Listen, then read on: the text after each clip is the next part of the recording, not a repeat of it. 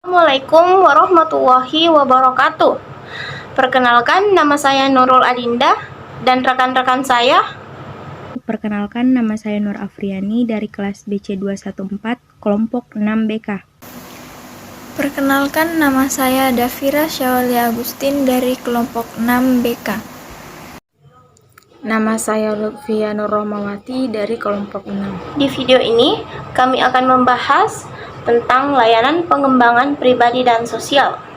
Sebelum kita masuk ke fungsi dan tujuannya, alangkah baiknya kita membahas apa sih itu layanan pengembangan pribadi dan sosial. Nah, di sini saya akan membahas tentang apa itu layanan pengembangan pribadi dan sosial.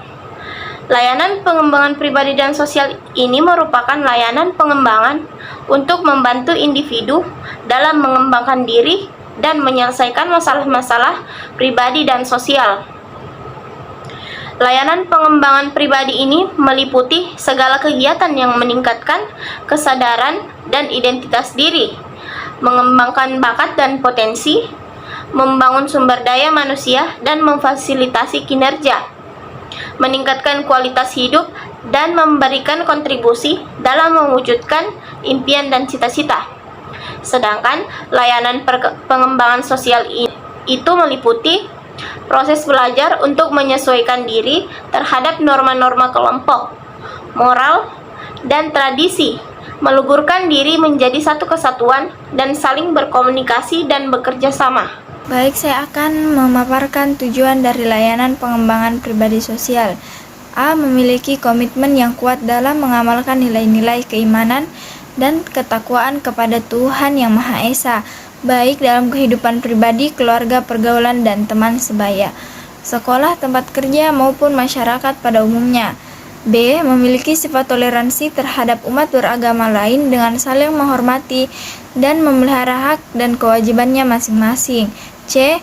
Memiliki pemahaman tentang irama kehidupan yang bersifat fluktuatif antara yang menyenangkan dan tidak menyenangkan, serta mampu meresponnya secara positif sesuai dengan ajaran agama yang dianutnya. D. Memiliki pemahaman dan penerimaan diri secara objektif dan konstruktif, baik yang terkait dengan keunggulan maupun kelemahan, baik fisik maupun psikis. E. Memiliki sifat positif atau respect terhadap diri sendiri dan orang lain. F. Memiliki kemampuan untuk melakukan pilihan secara sehat. G. Bersikap respect terhadap orang lain, menghormati atau menghargai orang lain, tidak melecehkan martabat dan harga dirinya. H. Memiliki rasa tanggung jawab yang diwujudkan dalam bentuk komitmen terhadap tugas atau kewajibannya. I. Memiliki kemampuan berinteraksi sosial atau human relationship yang diwujudkan dalam bentuk hubungan persahabatan, persaudaraan, atau silaturahmi dengan semua manusia. J. Memiliki kemampuan dalam menyelesaikan konflik atau masalah, baik bersifat internal maupun dengan orang lain. Dan K. Memiliki kemampuan untuk mengambil keputusan secara efektif. Baik, saya akan menjelaskan fungsi layanan pribadi sosial.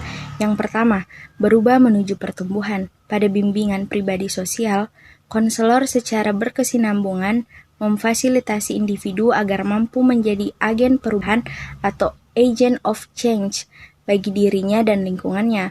Konselor juga berusaha membantu individu sedemikian rupa sehingga individu mampu menggunakan segala sumber data yang dimilikinya untuk berubah. Yang kedua, pemahaman diri secara penuh dan utuh. Individu memahami kelemahan dan kekuatan yang ada dalam dirinya, serta kesempatan dan tantangan yang ada di luar dirinya. Pada dasarnya, melalui bimbingan pribadi sosial, diharapkan individu mampu mencapai tingkat kedewasaan dan kepribadian yang utuh dan penuh seperti yang diharapkan, sehingga individu tidak memiliki kepribadian yang terpecah lagi dan mampu mengintegrasikan diri dalam segala aspek kehidupan secara utuh, selaras, serasi, dan seimbang. Yang ketiga, belajar berkomunikasi yang lebih sehat. Bimbingan pribadi sosial dapat berfungsi sebagai pelatihan bagi individu untuk berkomunikasi secara sehat dengan lingkungannya. Yang keempat, berlatih tingkah laku baru yang lebih sehat. Bimbingan pribadi sosial digunakan sebagai media untuk menciptakan dan berlatih perilaku yang baru lebih sehat. Bimbingan pribadi sosial digunakan sebagai media untuk menciptakan dan berlatih perilaku yang lebih sehat.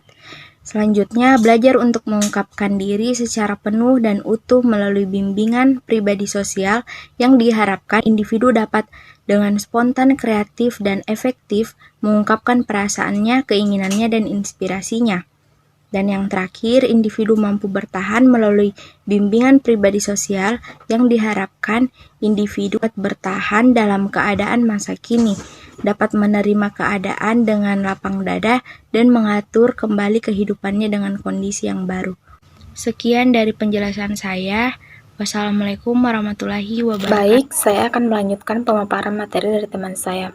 Bimbingan pribadi atau personal guidance merupakan bimbingan yang diarahkan kepada individu yang bertujuan untuk memenuhi kebutuhan individu sehingga yang bersangkutan memiliki sasaran yang objektif yang baik di dalam kehidupan individunya, sedangkan bimbingan social guidance yaitu bimbingan yang diarahkan kepada individu yang bertujuan untuk memenuhi kebutuhan sehingga individu yang bersangkutan dapat memenuhi fungsinya sebagai makhluk hidup sosial yang baik. Dapat disimpulkan bahwa bimbingan pribadi sosial yaitu bimbingan yang diarahkan kepada individu atau sekelompok orang untuk dapat membantu dan mengatasi permasalahan peserta didik yang terkait dalam aspek kehidupan pribadi individu, baik dalam segi mental seseorang dan dalam kehidupan sosial, baik dalam segi pergaulan, sikap toleransi, serta kerjasama yang bertujuan untuk melengkapi individu sehingga memiliki sarana yang cukup bagi individu dalam melaksanakan fungsi sosialnya. Terima kasih, itulah pemaparan dari saya.